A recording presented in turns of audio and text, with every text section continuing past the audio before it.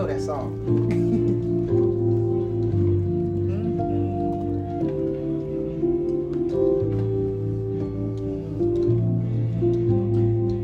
I got. Yo, what's good, YouTube? We back for another episode of Go Cry About It. This time with my boy Terrence Moncrief, the floor general. How you feeling, my boy? Good, Brody.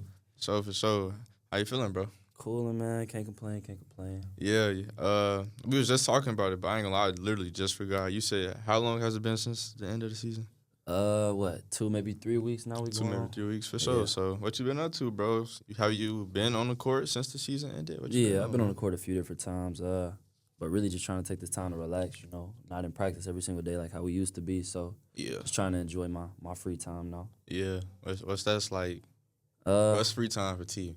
I mean, free time is relaxing, bro. Trying to catch up on sleep that I was missing out on all sure. school year. Like, this is a little different feeling not being in season. Obviously, I think all athletes can relate to that. But yeah, just taking it day by day at this point. Yeah, for sure. That's what's up, man. Once you really on the court, going to consecutive practices, going state to state, playing in different games, you really just want to do nothing, for real, bro.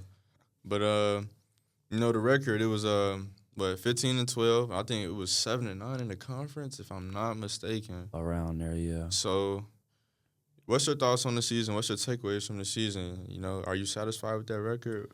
Yeah, I mean, sort of kind of got to be satisfied now that it's over. Like, it is what it is now. But, I mean, Yeah. while we was playing, it definitely felt as if we could have did better. I think everybody sort of kind of feel that way, though.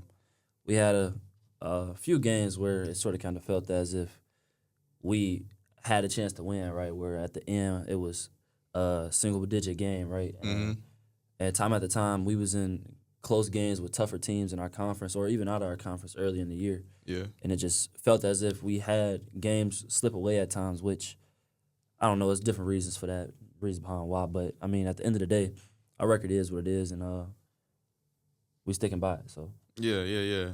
And you talk about the teams, like, in and out of the conferences. I'm not going to lie. I wasn't even familiar that, like, in college that you could play out of conference or upper conference or whatever the case may be. Like, when I started doing the play-by-play, that was, like, something that became new to me, unfortunately. But, like, what was your experience playing against, like, the tougher teams? Do you think that, you guys did a good job hanging with them and whatnot? Yeah, I mean, I don't think some people, like, really understand, like, although this might be D3 basketball, like, it's talent everywhere. For sure. And, like, it's people out there who you come across and you just sort of kind of like, why are you even at this level in the first place? Yeah. Or, like, teams you come across, they way bigger than most teams, or they got shooters like crazy. It's just different. There's different levels to it, like, at all given, like, points. So, like, just going against different teams, like, in our conference, Wesleyan, probably one of the biggest teams in the nation for D3. It's like, dang, like, when your starting point guard is the shortest guy at 6 foot, and then everybody else is 6'3" to 6'5" and taller. Like, yeah, you don't really find that at D3. That's more of a D1 Right. level. So, like, coming across teams like that in our conference or even outside of our conference, like, we played Platteville earlier in the year, and they was ranked, I think, top 5 at the point in time we played them in the nation. And for them to be so big and then at the same time have so much talent, it's just like you never really know what you're going to be up against at this level. And sure. there's talent everywhere, like I said. Yeah, for real. And considering that this was your senior season, your last season, like, what were some goals that you set for yourself going into the season? Did you have any? I mean, yeah, I had a few personal goals, but I also had some team goals. Personally, I wanted to shoot it better, shoot more and then shoot better. So I was like, okay, I need to make sure that I worked on that For sure. during the off season last season. So I was like, okay, I'm going to take the time and dedicate myself to putting up shots as much as I possibly could just to work on that. And I think I ripped the benefits. Yeah. Shot a way higher percentage than I usually do. Yeah. Team-wise, I definitely wanted to win more. I feel like we did have a little bit more success than last year, even though we ended at the same point, sort of kind of in that second round of our conference. But the team overall just felt way different this year. It felt way better. It felt as if we was more of a unit, right? Yeah. I would never take that for granted. So I definitely wanted to prioritize putting myself in the team's place more often, like sort of kind of bonding with my guys and enjoying the moments while we still could. Like, even being a senior, obviously everybody want to go out with a bang and this and that there, but I wanted to make sure that we was leaving on a high note. For sure. And, being on social media, I could definitely tell that the chemistry and the bond was there. Like, I seen you guys just after the games in the locker room, having fun for the most part. So Yeah. that's really what it's all about. So as far as you wanting to focus on just the bond, the chemistry, the team, from the outside looking in, I could definitely say that you did a good job. You feel me? Appreciate And shooting more, I see that you took 49 3-pointers, and you. Yeah. I'm not even gonna lie, bro. That's not a lot considering what other teammates took. I see some teammates in the hundreds, bro. Yeah. So do you think you shot more? I mean, I definitely shot more considering the play style that I play. Yeah. Usually, I ain't out there looking for threes like that, even though I think I can shoot it. But like, it just really wasn't my role. Like, obviously, we got shooters on the team like Swerchek, Yeah. like Hellwig, a few other guys, obviously like Gaston, my boy Drew. But yeah, I just sort of kind of fit my role. I took them where they was open, and I think I hit them at a high clip. But I think a lot of the conference and a lot of my teammates know that really ain't my game. I'm trying to get downhill, trying to get my guys open, Mm-hmm. and then finish at the rim if there ain't nobody else there. Yeah. And as you mentioned, just something not being your game and whatnot, would you say that defense is your game? Because I see you got 39 steals, bro. It look like you got the most on the team, if I'm not mistaken. Yeah, bro. I believe so. 39, though, I think the next up is, 28? That's still, 11 more? Mm-hmm. Yeah, so, like, I don't know, for me, like, with how fast I was, I just really needed to apply myself more. So I wanted to dedicate myself before the season started to trying to get more steals, considering the fact that being at this level, I started to read the passing lanes a little bit better. Being on the court, you start to realize where time and places can come where you might be able to get an opportunity to get a steal, get a block, or just be in the right position to cause a turnover. Yeah. So, like, with that being said, like, I was just trying to do that every single play. Like, even if that meant defensive breakdowns at times, I was willing to accept that because I knew at the end of the day I might come across a few more steals throughout the game. For sure. You definitely got to be smart on when to take the gamble and when not to take the gamble. But what do you think is easier, though? Well, this may be a silly question, but, let me ask you this. What do you think? What do you like more? Do you like playing on ball or do you like playing the lanes?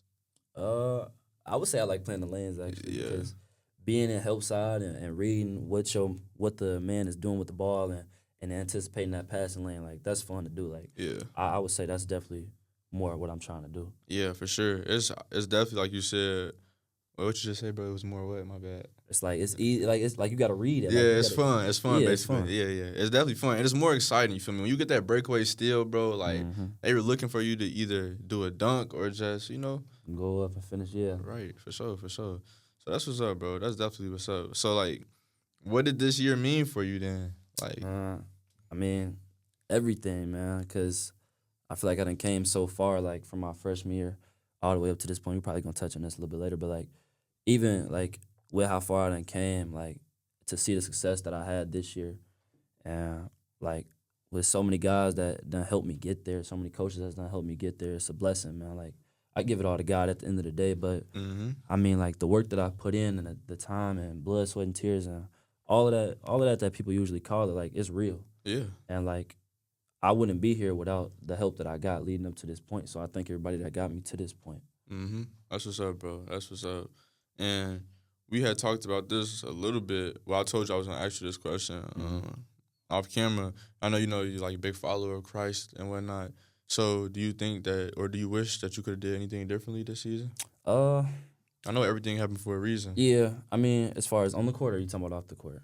Both, you feel me? Anything that contributed to just the outcome of the season or Yeah, I mean, just the totality of it. I mean, I really did think that we could have done better, obviously, like I said a little bit earlier. I mean, ending with the record that we did, ending at the point that we did, knowing how many close games we were in with so many good teams this year. Obviously, you feel as if you could have done better. We could have made the NCAA tournament. We could have made a run for it all, but it didn't play out that way. Yeah. But I do think God makes everything happen for a reason, the way that it does. For sure. I think it was a learning point. I mean, when you look at the bigger picture, like, even though I am a senior, on the outside looking in, like, we took a step forward as a program. Like, North Central basketball, I think, took a step forward. And that's all that means at the end of the day. My guys that are younger, because we got so many guys that are younger on the team, freshmen who playing like James Buller, like Alejandro Diaz. We got sophomores playing. We got a few junior. Like, it's just we got such a bright future. Yeah. And to have to understand that, like, is a big thing that I needed to learn. And, like, everything that's being done right now is only to better our program for the future, bro. So, like, knowing that we had the success that we did, even though we were sort of kind of underdogs all year, like, I think that's a testament to the work that we put in and the effort that we gave on the court each and every time we went out there. Yeah. So, like, who knows what's gonna happen in the future because we've already been there, done that sort of kind of at such a young age, so to speak. So like, Right. Yeah. I mean, everything sort of kind of happens for a reason. I don't think it ended the way that we wanted it to, but everything is a learning lesson, and I think we're gonna be better next year. Yeah, for sure. And you kind of talked about the future, or just North Central. So like, what do you think is next for the program? What are some guys that are next up out of Yeah, North Central? yeah. I mean, never really know at the college level who was gonna be successful upcoming next. I mean, look at me. Like, Mhm. I went from a guy who wasn't really having decent numbers last year to being an all conference player. So like, you never really know who's gonna step up. You never really know who's gonna take the time and dedicate themselves in the off season the way that they need to, the For way that they sure. need to better their game. Yeah. And so, I mean, obviously we got a few guys who have done a few things younger, right? But at the Yeah. same You time, talked about him already. yeah, but you never really know who's gonna transfer in, transfer out. You never Mhm. really know who's gonna stick through it all. You don't know when injuries are gonna come. Yeah. So I wouldn't even say any specific names, but it will more just so be that the program, I think, is just gonna be in a better place For next sure. year, especially with how my head coach handles it, Coach Kamek. Like, I think he got the guys in the right spot right now, and I can only see us getting better. Yeah. That's what's up, bro. That's what's up. So what's next for you then? What's your what are you majoring in again? Business econ. Business econ. So you plan to focus more on business econ? I mean that's sort of kind of secondary right now. For sure. Yeah, trying to continue my career, Yeah. pro wise. Trying to see the opportunities that I can get right now. Nothing necessarily set in stone right now. Mhm. Just sort of kind of trying to figure out where to go from here. But I definitely do think that I'm gonna continue to play basketball after when it's all said and done. So we'll see where that takes me. That's what's up. Have you thought about overseas and whatnot? Yeah, that's exactly what I'm talking about. Like, it's a few opportunities out there, but I don't want to speak on nothing yet because it ain't set in stone right Yeah. now. So Yeah. That's Yeah. interesting though, bro, because last time we was here, we talked about the importance of staying home and what family meant to you. And Yeah. we talk about overseas, that's not whole a different ball game. right. That's not another city, another state. That's a whole nother country. You feel Yeah. me? So how you feeling on the inside? Like, is that something that you are having a hard time stomaching, or you a grown man now? That don't mean nothing to you. I mean, it is tough thinking about how you might be so far away from Right. home, right? Like, I know last time we was on the pod, we was sort of kind of talking about how North Central was only up the street from me, Exactly. being from Joliet, Yeah. being able to go home whenever I wanted to, and that was sort of kind of a blessing. Mhm. But at the same time, you also got to understand that this is something I've been dreaming about all my life. Like, Yeah. obviously, everybody want to go to the NBA. Everybody want to go and make millions of dollars doing this game. But like, at the end of the day, I just want to play for a Right. paycheck, right? Like, so like, right. yeah, I mean, whatever that holds, like, I would like to at least sort of kind of think about that opportunity because that's all I've been thinking about all my life ever since I first started playing basketball in third grade. Mm-hmm. So like, with that being said, like, if there is an opportunity that presents itself to me, and I think it's worth it, I'm probably gonna take it regardless of what the repercussions might be as Right. far as not being home because this is a dream come true at that point. Yeah. That's what's up, bro. That's what's up. I feel like, you've quote unquote did your time back at home. So, Yeah. it's about time for you, get up out of here, see different parts of the world. Yeah. But what kind of advice would you give somebody that's, really doing the same thing as you, maybe staying close to home, thriving, at the collegiate level? Mm-hmm. So what advice would you give to them? Somebody in my shoes, I would say like really think about what you want to do with your life. Mm-hmm. Really think about where you want to go from here because you never know when an opportunity might present itself, and you need to know what you sort of kind of want. I know a lot of kids in college don't always necessarily know what they want, but I think athletes need to sort of kind of know where they think they want to be headed later on in Yeah. life, whether you want to continue to play the sport that you plan, whether that be basketball or not, or if you want to continue on with the degree that you're trying to earn at that point in time. So, I mean, for me, I came to North Central with a basketball mindset. I mean, I came there to try to hoop, and Right. that was my goal, and I think I became at least somewhat successful with it. Yeah. But I was doing this so that I can continue on afterwards if that was God's plan. Right. And I feel like I'm sort of kind of being shown that door right now, so I'm going to take that into heavy consideration. Mm-hmm. Yeah, but as far as advice for anybody in my shoes, like just stick to your gut, stick to your heart. If you are religious, pray about it. That'll take you as far as you need to go, and He'll show you wherever you need to be. Yeah. Yeah, that's a good point right there. Praying will definitely, ease your mind with a lot of stuff. You feel me? You may be stressing about a lot of stuff, and it ain't even that serious because you done threw up a pair and it's already been handled. I was gonna ask you too, like, you got any countries that's like you would wanna play in, or any destinations or anything like that? Yeah, I mean, Do you travel a lot, bro? not out of the country, bro. Yeah. So I don't even know, like, because with that being said, like, it's a whole lot that goes into that. Going somewhere new, staying there for months on end, Mm-hmm. and trying to connect to the culture that might be around you at that point in time, or maybe you don't speak the language that is around that area, or it might just be a different way of living. Like, you never really know where you might be playing ball. Like, I know a few guys who playing overseas, and they just tell me that it's different. And you got to be ready and prepared for that switch. But at the end of the day, you got to be understanding that you there for one reason, that's basketball, and you dedicated your life and everything that you put in for that very reason. So, like, everything that comes with it, you just got to sort of kind of accept it. Yeah, exactly. It's really straight like that, for real. You have anybody that you can, like, turn to for, like, advice about, approaching, going somewhere new, or do you have anybody that you was seeking advice from throughout the season? Yeah, my guy actually, one of our assistant coaches, Coach Conrad, that's my guy, and he actually played over in Australia when he was still a player, and just turning to him, knowing how successful he was with it, and just talking to him about where I think I might be best suited or best fitted, and going from there. And he sort of kind of been helping me, showing me the ropes about how this whole process goes. So he's my main guy, I would say. Obviously, I've been texting a few other guys, but that's my main dog right there. Yeah. That's what's up, bro. At least you got somebody in your corner.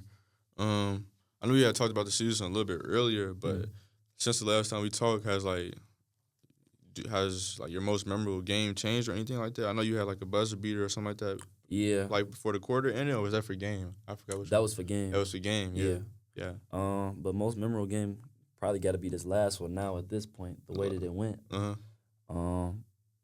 don't know if you watched or not, but the first half, my boy Drew Gaston had, I believe, 23 first half. Yeah, so he was going off. Right. Yeah.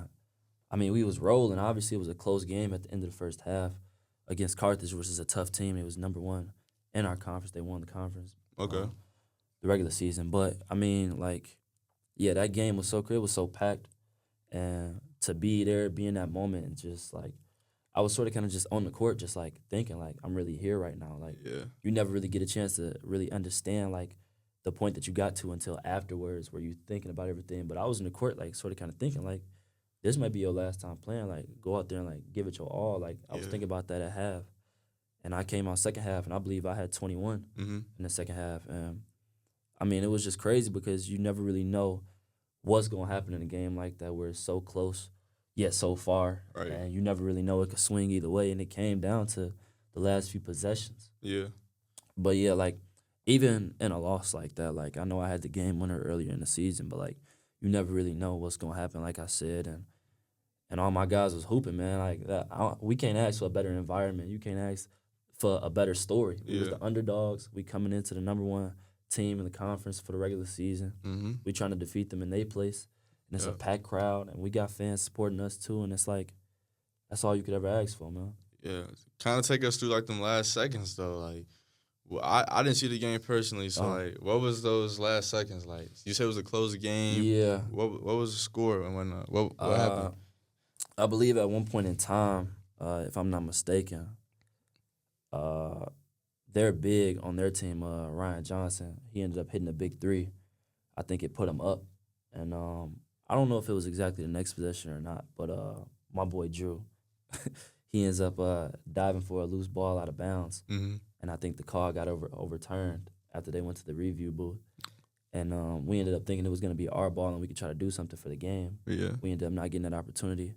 I think Drew ended up getting another look for a three. It was either before or after that where he had it and he missed it, but we don't care that he missed it. That's his shot that we're willing to accept all day long. Right. He's hit that shot for as long as I've ever known him, so I'm living and dying by that. Like, I don't care. Yeah, for sure. But, like, yeah, it just came down to the final few possessions, came down to review call, and, it didn't swing our way, which is upsetting, but, yeah, we'll roll with the punches. So, with a game, coming down to something like a review call, what's your thoughts on the review system, you feel me, and just the way it affects the game now? Man, look, I mean, it's just crazy because the ref originally called it our ball. Yeah.